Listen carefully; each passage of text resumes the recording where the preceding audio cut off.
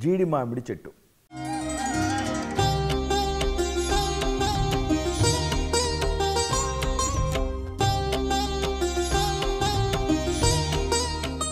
మనసుని గెలుచుకునే ఒక అద్భుతమైనటువంటి రుచి జీడిపప్పు సొంతం.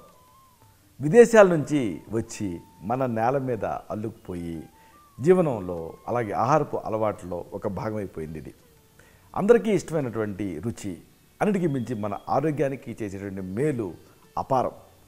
ఈ విశేషాలను తెలుసుకుంటే మీరు ఆశ్చర్యపోతారు. ఇంతకీ దీని గురించి ప్రత్యేకంగా చెప్పాల్సి వస్తే సహజమైనటువంటి ఒక పోషకాల సమాహారం అని చెప్పచ్చు. జీడి మామిడి చాలా ఎక్కువ మొత్తంలో మాంసకృతులు కలిగి ఉండేటటువంటి, ప్రోటీన్స్ ఉండేటటువంటి, అది కూడా అసంతృప్త కొవ్వులు ఉండేటటువంటి, అంటే అన్సాచురేటెడ్ ఫ్యాట్స్ ఉండేటటువంటి ఒక అద్భుతమైన గింజ అని చెప్పచ్చు. ఇది ఆరోగ్యకరమైనటువంటి జీవనానికి అలాగే సంపూర్ణ పోషణకి ఎంతగానో ఉపయోగపడుతుంది జీడి మామిడి అనేది.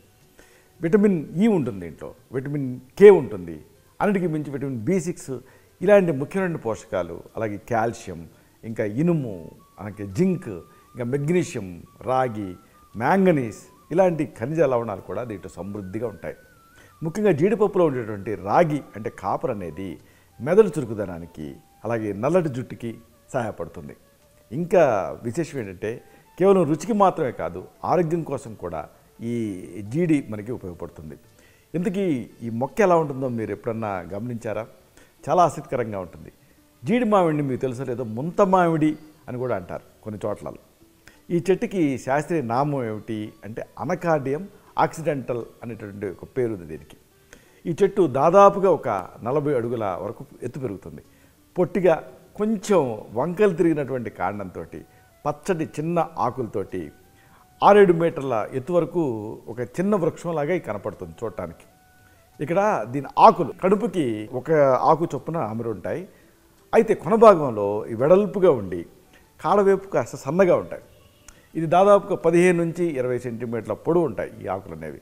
ఇక పూలు ఉంటాయి, కొమ్మల చివరల్లో గుత్తులు గుత్తులుగా తెలుపు అలాగే పసుపు రంగులలో కలయికతోటి ఎర్రటి గింజలతోటి వస్తాయి. ఇది వేసవి కాలంలో చాలా విరివిగా ఇవి కాస్తాయి. ఈ చెట్టు సుమారుగా ఒకటి కాదు 2 కాదు 50 సంవత్సరాల వరకు బతుకుతుంది. అయితే జీడి మామిడి చెట్టు కిడ్నీ ఆకారంలో ఉండి నిజమైనటువంటి పండునిస్తుంది. ఇక్కడ ముఖ్యమైన విషయం ఏంటంటే మీరు ఎప్పుడన్నా జీడి మామిడిని ముంత మామిడిని గమనిస్తే పైన ఒక ఫ్రూట్ లాగా ఉంటుంది, కింద గింజలాగా ఉంటుంది. నిజానికి కింద ఉండేటువంటి గింజే అసలైనటువంటి ఫ్రూట్ అని చెప్తాం. దీన్ని ఏమంటాము అంటే ఈ జీడి మామిడి గురించి లేదా ముంత మామిడి గురించి చెప్పాల్సి వస్తే జీడి మామిడి పండు లాగా మనకి కనిపించేది ఏమిటి అంటే యాక్చువల్గా పైన ఉండేది సూడోకార్ప్, అంటే అసలైన పండు కాదు. కింద ఉండేటువంటి ఆ గింజ కిడ్నీ ఆకారంలో ఉండేటువంటి గింజ లాంటిదే నిజమైనటువంటి ఫ్రూట్. ఇది బొటానికల్గా చెప్పాల్సి వస్తే ఈ జీడి గింజలలో అనేక ఔషధ శక్తులు ఉంటాయి. దీంతో తయారు చేసినటువంటి పొడి ఇది పాము కాటుకి విరుగుడు కింద కూడా పనిచేస్తుంది. ఏదేమైనా ఈ జీడి గింజలు ఇది మీకు గమనిస్తే ఏప్రిల్ నుంచి జూన్ నెలల మధ్యలో మనకి ఫ్రెష్గా తయారవుతూ ఉంటాయి. పచ్చి జీడిపప్పుని తినటం కంటే కూడా సురక్షితమైన మార్గంలో కాల్చి కొద్దిగా వేయించి తినడం ఎప్పుడు మంచిది. చాలామంది డయాబెటీస్లో తినకూడదేమో అనుకుంటూ ఉంటారు. మధుమేహం ఉన్నప్పుడు ఎక్కువ దప్పికేస్తూ ఉంటుంది, తరచుగా మూత్ర విసర్జనకి వెళ్లాల్సి వస్తుంది, ఆకలి బాగా పెరుగుతూ ఉంటుంది, బరువేమో తగ్గిపోతూ ఉంటారు, అలసట ఇలాంటి ఇబ్బంది పెడుతూ ఉంటాయి, గాయాలేమో మానకుండా ఇబ్బంది పెడుతూ ఉంటాయి. ఇలాగ ఉన్నప్పుడు ఆ కళ్ళు అలాగే కిడ్నీలు అలాగే నర్వస్ సిస్టమ్ ఇవన్నీ దెబ్బతినే రిస్క్ ఉంటుంది, గుండె జబ్బులు వచ్చే రిస్క్ ఉంటుంది షుగర్ని కంట్రోల్ చేయకపోతే. ఇలాంటప్పుడు జీడి అనేది మీకు ఒక మంచి ఆహార ఔషధం కింద ఉపయోగపడుతుంది. అంటే జీవనశైలి మార్పులు చేసుకుంటూ జన్యుపరమైనటువంటి కారణాలను పక్కన పెడితే శారీరకంగా కాస్త శ్రమ చేస్తూ ఈ జీడిపప్పుని ఆహార ఔషధం కింద వాడుకోవచ్చు. వాడుకుంటే మంచి ఫలితం ఉంటుంది. అంటే దాదాపుగా ఒక 15 నుంచి 20 గ్రాముల వరకు కూడా ఈ జీడిపప్పుని కాస్త దోరగా వేయించి దీన్ని తినేయచ్చు లోపలికి. ఇలా చేయడం వల్ల ఏం జరుగుతుంది, రక్తంలో చక్కెర స్థాయిలు కంట్రోల్లో ఉంటాయి, ఎందుకంటే శాటిటీ ఉంటుంది కాబట్టి. అలాగే ఈ పద్ధతిని వారానికి 3 సార్లు చేస్తూ ఉండొచ్చు, ఇలా జీడిపప్పుని తింటూ ఉండొచ్చు. ఇంకొకటి చాలామందిని ఇబ్బంది పెట్టేది అధిక రక్తపోటు, high blood pressure, hyper tension. ఇలాంటప్పుడు ఈ పరిస్థితికి కొన్నిసార్లు సైలెంట్ కిల్లర్ లాగా ఇది వ్యాపిస్తూ ఉంటుంది. కానీ కొన్ని లక్షణాల ద్వారా దీన్ని ఊహించవచ్చు. ఉదాహరణకు తలనొప్పి ఉన్నా, లేకపోతే కళ్ళు తిరుగుతూ ఉన్నా, లేకపోతే అలసట ఉన్నా, గుండెదడు ఉన్నా అప్పుడు ఈ బీపీని అనుమానించాల్సి ఉంటుంది. దీనివల్ల గుండెపోటు, మెదడులో రక్తస్రావం అవ్వటం, కిడ్నీ సంబంధిత సమస్యలు వచ్చే రిస్క్ ఉంటుంది బీపీ వల్ల. సాధారణంగా ఎక్కువ ఉప్పు వాడటం, లేకపోతే మానసిక ఒత్తిడికి గురి అవుతూ ఉండటం, స్థూలకాయం, లేకపోతే ఎక్కువగా శ్రమ చేయటం, ఇలాంటివన్నీ బీపీకి కారణాలు. దీనికి వాతదోషం అనేది ప్రధానంగా కంట్రిబ్యూట్ చేస్తూ ఉంటుంది. పిత్తదోషం కూడా పెరిగినప్పుడు ఈ సమస్య వస్తూ ఉంటుంది. అయితే ఇలాగ బీపీ పెరిగినప్పుడు జీడిని తీసుకోవచ్చు ఆహార ఔషధం కింద. దీన్ని పచ్చిగా తినటం కంటే కూడా కొద్దిగా వేయించి తినటం మంచిది. ఎందుకంటే ఈ జీడిపప్పులో ఉండేటటువంటి మెగ్నీషియం రక్తనాళాన్ని డైలేట్ చేస్తుంది. దీంతో బీపీ తగ్గుతుంది. అలాగే రక్తపోటు నియంత్రణకి కూడా ఇది సహాయపడుతుంది. ఇది వాతదోషాన్ని తగ్గిస్తూ గుండె పనితీరుని మెరుగుపరుస్తుంది. ఇంకొకటి మనం యంగ్స్టర్స్లో చూసేది మొటిమలు, యాక్నే. మొటిమలు ఉన్నప్పుడు ముఖం మీద, మెడ మీద, వీపు మీద, ఛాతి భాగంలో ఎర్రటి చిన్న చిన్న కురుపులు, నల్లటి మొటిమలు ఇలాంటివి తయారవుతూ ఉంటాయి. నల్లగా తయారైతే బ్లాక్ హెడ్స్ అంటారు, తెల్లగా ఉంటేనేమో వైట్ హెడ్స్ అంటారు. ఏదేమైనా ఇది ఆ ముఖ దూషికలు అంటే ముఖాన్ని అందవిహీనంగా చేస్తూ ఉంటాయి. దీనివల్ల చర్మం మీద మచ్చలు, గుంతలు కూడా పర్మనెంట్గా ఉండిపోయే రిస్క్ ఉంటుంది. ఇలాంటప్పుడు దీన్ని కంట్రోల్ చేయడం అవసరం. ఎందుకంటే కాజుని ఒకసారి కరెక్ట్ చేయాలి. అంటే నూనె ఉత్పత్తి చేసేటువంటి గ్రంథుల్ని, ఆ సెబేషియస్ గ్లాండ్ తాలూకు యాక్టివిటీని కంట్రోల్ చేయాలి. అలాగే బ్యాక్టీరియల్ ఇన్ఫెక్షన్స్ ఏమైనా ఉంటే వాటిని అడ్డుకోవాలి. హార్మోన్ల మార్పులు ఏమైనా ఉంటే వాటిని కూడా రెక్టిఫై చేసుకుంటూ ఈ జీడిని వాడచ్చు. ఎలా వాడాలి? జీడి మామిడి గింజల నుంచి తీసినటువంటి ఆ నూనె రోజుకి ఒక చుక్క చొప్పున ఆ మొటిమల మీద జాగ్రత్తగా రాయాలి. ఇలా చేస్తూ ఉంటే మొటిమలు తగ్గుముఖం పడతాయి. దీన్ని ఇతర ఈ చర్మ భాగాలపైన రాయటం మంచిది కాదు. ఎందుకంటే కరెక్ట్గా మొటిమ మీదనే రాయాలి. ఇతర భాగాల మీద రాశారనుకోండి పొక్కే అవకాశం ఉంటుంది. ఇంకొకటి ఆసక్తికరమైన ఏరియా ఒకటి ఉంది, ఉలిపిరికాయలు. దీన్ని పులిపిరికాయలు అని కూడా అంటారు, వాట్స్. ఈ పులిపిరికాయలు చర్మం మీద గట్టిగా ఉండేటువంటి చిన్న కాయల్లాగా కనిపిస్తాయి. ఇలాంటప్పుడు ఒక్కోసారి దురద, నొప్పి కూడా అనుబంధ లక్షణాల కింద ఉంటూ ఉంటుంది.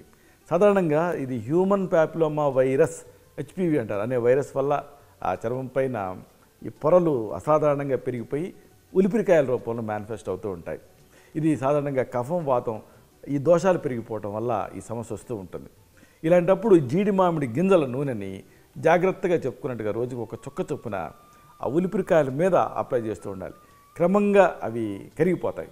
ఎందుకంటే ఈ నూనెలో ఉండేటువంటి ప్రత్యేకమైన రసాయనాలు ఆ చర్మ కణాలని సున్నితంగా కరిగించేస్తాయి. దీంతో అవి తగ్గి మొహం పడతాయి. అలాగే పెరుగుదల కూడా తగ్గుతుంది. ఇది వాతాన్ని, కఫదోషాన్ని నియంత్రిస్తూ నరాల తాలూకు ఇరిటేషన్ తగ్గిస్తుంది. అలాగే కణాల పెరుగుదలను కూడా తగ్గించి పులిపిరిని ఇది తగ్గించేస్తుంది. ఇది దీంట్లో ప్రత్యేకత. అలాగే జీడి మామిడి గురించి ప్రత్యేకంగా చెప్పాల్సినటువంటి కొన్ని అంశాలు ఉంటాయి. పాదాలు పగిలినప్పుడు అలాంటి సందర్భాల్లో కూడా హీల్ క్రాక్స్ని ఇది నివారిస్తుంది. జీడి గింజల పైన ఒక పెచ్చు ఉంటుంది కదా, దాన్ని ఒక గ్లాసు ఆల్కహాల్లో నానబెట్టాలి. ఆ మిశ్రమాన్ని అరికాళ్ళు పగిలిన చోట రోజు రాస్తూ ఉంటే ఆ బెరడుగట్టినటువంటి ఆ చర్మం ఊడిపోయి మామూలు చర్మం వచ్చేస్తుంది. ఎందుకంటే ఈ జీడి గింజల పైపెచ్చులో కొన్ని ప్రత్యేకమైన తత్వాలు, నూనె ఇవన్నీ కూడా చర్మానికి తేమను అందిస్తూ పగిలిన కణాలని మరమ్మతు చేస్తాయి. దీంతో ఆ పాదాల పగుళ్ళు తగ్గుతాయి. ఇలాగ ఒకటి కాదు, రెండు కాదు, జీడిపప్పుకి అనేక రకాల ఉపయోగాలు ఉన్నాయి. జీడిపప్పుని నేతిలో వేయించి బెల్లం కలిపి లేదా ఉప్పు, మిరియాల పొడి లాంటివి చల్లుకొని తింటే అప్పుడు ఒకవేళ మీరు సన్నగా ఉంటే బరువు పెరుగుతారు. ఎందుకంటే దీంట్లో బరువును పెంచే నేచర్ ఉంటుంది. అయితే ఇతర కాంప్లికేషన్స్ లేకుండా పెరగాలి అంటే అప్పుడు దీన్ని మరీ ఎక్కువ నూనెలో వేయించడం, నెయ్యిలో వేయించడం లాంటివి చేయకూడదు. డైరెక్ట్ రోస్టింగ్ మంచిది. అలాగే ఇది దేహ పుష్టిని, అలాగే ఉత్సాహాన్ని ఇస్తుంది. ఇంకా శీఘ్రస్ఖలనాన్ని నివారిస్తుంది. అయితే అతిగా తింటే మళ్ళీ అదితి సంబంధమైనటువంటి ఇండైజెషన్ రిలేటెడ్ సమస్యలు వస్తాయి. కాబట్టి ఆ జీడిని ఎప్పుడు కూడా జీడిపప్పుని మితంగానే తీసుకోవాలి. డయాబెటీస్ ఉంటే, మధుమేహ రోగులు, అలాగే అధిక రక్తపోటు ఉన్నప్పుడు, ఇలాంటి సందర్భాల్లో ఇంకా కడుపులో ఏమైనా అల్సర్స్ ఉంటే లేదా కాలేయ సంబంధ సమస్యలు ఏమన్నా ఉంటే అలాంటి సందర్భాల్లో లేదా ఊబకాయ అంటే స్థూలకాయ ఉంటే అప్పుడు ఈ జీడిపప్పుని మితంగా తక్కువ మోతాదులో తినడం మంచిది. ఇలాగా పచ్చి జీడిపప్పులో ఒక్కొక్కసారి ఒక ప్రత్యేకమైనటువంటి ఉర్షాలు అనేటువంటి ఒక రసాయన పదార్థం ఉంటుంది. ఇది కొంతమందిలో చర్మ ఎలర్జీలని అంటే స్కిన్ రియాక్షన్ కలిగించేటువంటి రిస్క్ ఉంటుంది. అందుకే పచ్చిగా తినడం ఎప్పుడు కూడా మంచిది కాదు, కొద్దిగా వేయించి తినడం మంచిది. అలాగే జీడి గింజల్ని కాల్చేటప్పుడు ఘాటైనటువంటి వాసన వస్తూ ఉంటుంది, పొగలు వస్తూ ఉంటాయి. ఈ పొగకి దూరంగా ఉండటం అవసరం, లేకపోతే ఎలర్జీలు వచ్చేటువంటి అవకాశం ఉంటుంది. చివరిగా ఒక మాటని మీకు మనవి చేయాలి. జీడి మామిడి ఒక సాధారణమైనటువంటి మొక్కలాగా కనిపించినప్పటికీ కూడా దీంతో అనేక సమస్యలు తగ్గించుకోవచ్చు. అనేక ఆరోగ్య రహస్యాలు దీంట్లో దాగి ఉన్నాయి. రుచికరమైనటువంటి జీడిపప్పు నుంచి వైద్య గుణాలు ఉండేటటువంటి గింజ నూనె వరకు కూడా దీంట్లో ఉండేటటువంటి ప్రతి భాగం కూడా మనకి ఒక అద్భుతం అని చెప్పొచ్చు. ఈ గింజని జ్ఞానంతో జాగ్రత్తగా ఉపయోగించుకోగలిగితే ఇది మన ఆరోగ్యానికి ఒక గొప్ప వరం అవుతుంది. జీడి మామిడి కేవలం మన వంటగది లోపల ఉండేటువంటి ఒక పదార్థం కాదు, ఇది మన ఆరోగ్యాన్ని కాపాడేటువంటి ఒక గొప్ప మిత్రుడు అని చెప్పొచ్చు.